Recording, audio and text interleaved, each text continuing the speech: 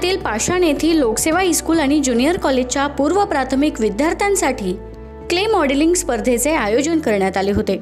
यावेळी चिमुकल्या विद्यार्थ्यांनी आपल्या इवल्याशा हातांनी जलचर प्राणी, फळं, भाजीपाला असे अनेक नाविन्यपूर्ण मॉडेल्स तयार केले होते। या उपक्रमाचे लोकसेवा प्रतिष्ठानचे संस्थापक अध्यक्ष दीपक पायगुडे आणि लोकसेवा प्रतिष्ठानचे संचालक पी शोफिमॉन यांनी कौतुक केले आहे। लोकसेवा हायस्कूल आणि ज्युनियर कॉलेजच्या प्राचार्या चैत्राली जैन यांच्या मार्गदर्शनाखाली हा उपक्रम पार पडला।